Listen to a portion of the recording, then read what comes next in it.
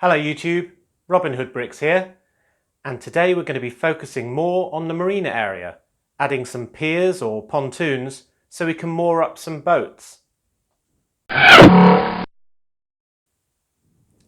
the ingredients I've got to use to make these piers are assorted reddish brown plates, got quite a stack of those, some 2x2 reddish brown bricks for supports, also some 1x2 palisade bricks for supports, and 1x1 round bricks for supports. Also I'll be using light bluish grey ladder pieces just so minifigures could climb out of the sea onto the piers, and if I add those to a setup like this, just with a couple of 1x2 plates in bluish grey, one of those 2x2 round bricks and one of the palisade bricks, then I get a little setup like that. And then so the boats don't hit the piers too aggressively in bad weather, we need some tyres, and these will prevent them bashing around. And all this is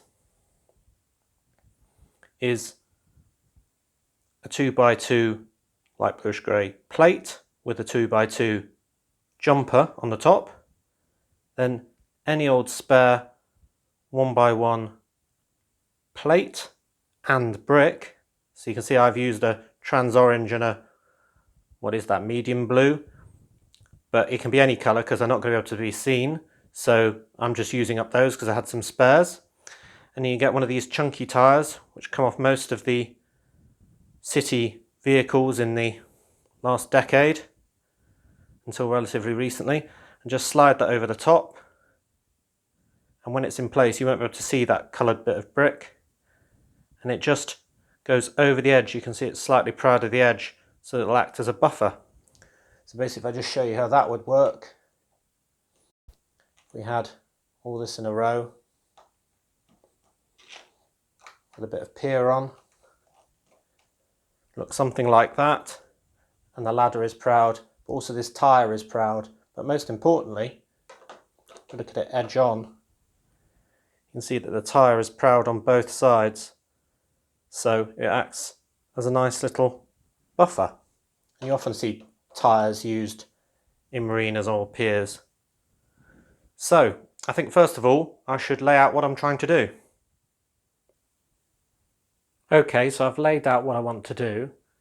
I've got some 6 deep brown plates here under this overhang to form a sort of jetty that would store perhaps the fish that are brought in by the fishermen, or just equipment from the dive shop or something like that. Then we've got the stairway down, and fortunately the second step up is actually the 2 bricks high that I want to base this at, so it can be seamlessly integrated with the piers by building on that as part of the support.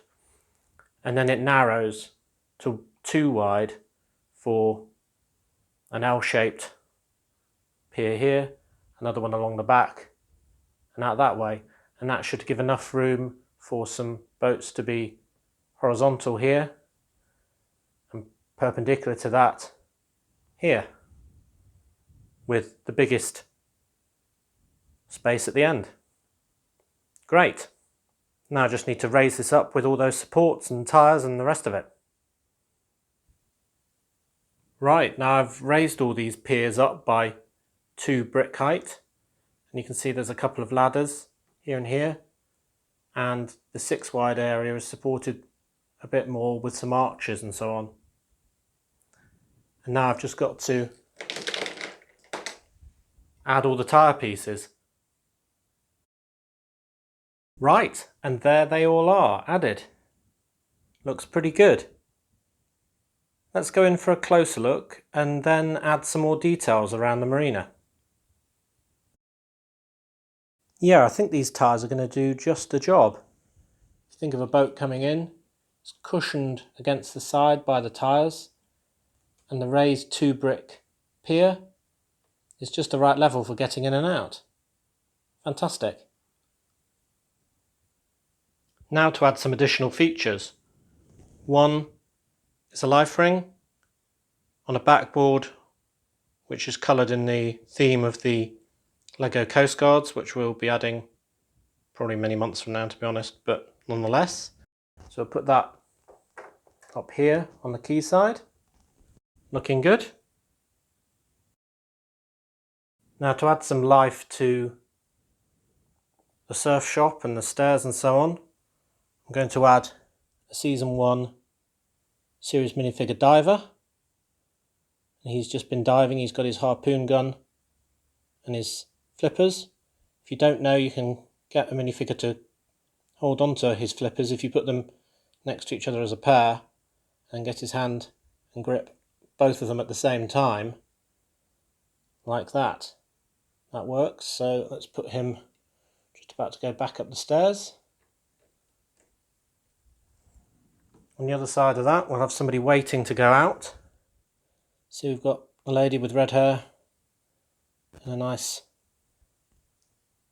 helmet with dive mask. Put her on the edge of the pier looking keen and ready to go. Now if you've ever been diving, they're often got loads of equipment for hire and use. So I've got a big basket here of the masks. It's amazing how many you accumulate over the years. So I think I'll just pop that on this lower level. And then if they're going to have masks, they're going to need the helmets. So got another container just with a few assorted coloured helmets as well. I'll put that crossways for a bit of variety. Okay, so we can still see that. Excellent. Now on the ends of both of these piers, I think I want to put some warning lights. So it's just a column, pretty straightforward. Don't really need to explain how that's put together. Put one on there and one on the other side. Though I have strengthened these by putting a bar piece, 6 long bar piece throughout the middle, just so they don't always snap, because they're going to be quite near the edge of my setup. And therefore if ever I lean forward over here, I don't want to keep taking the top off, so that gives them a bit of strength. Over this side, on the quay side, I'm going to add another set of stairs, just like the one on the other side with the tread plate, except these are going to be with 4 wide tread plate stickers on the tiles. The other ones are 6 wide. So if I just make space for those.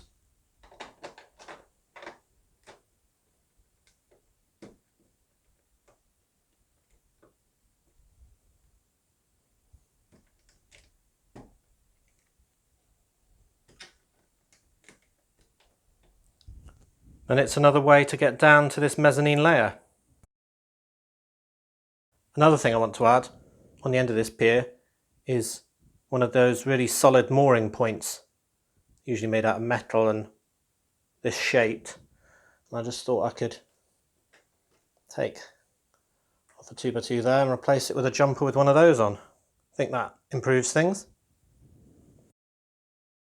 Then I thought I'd have a very small structure in a bait shop. Often near marinas you get a little store selling bait for fishermen, or even for children who want to go crabbing or something like that. So this green door sort of fits in with the colour scheme of the area and the wood.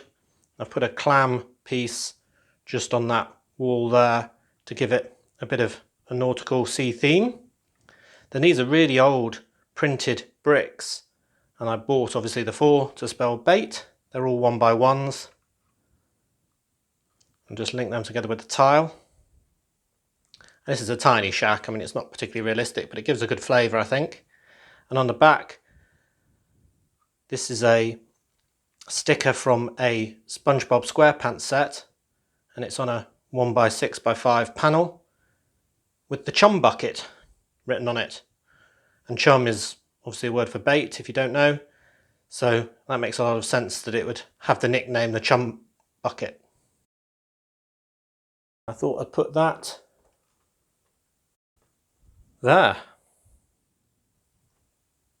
And here's the chum bucket and those steps from a different angle. All this area over here will be tiled in due course.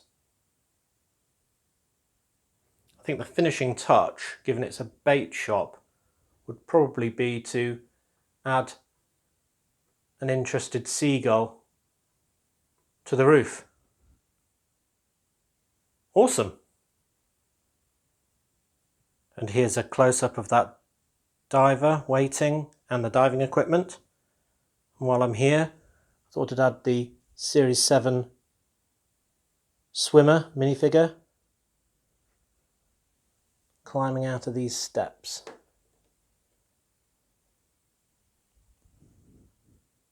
Yeah, that looks good.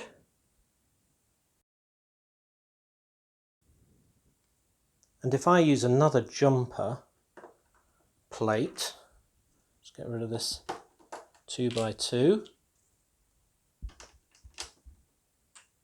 put that back, then I can add the series minifigure fisherman as well, fishing off the end of the pier.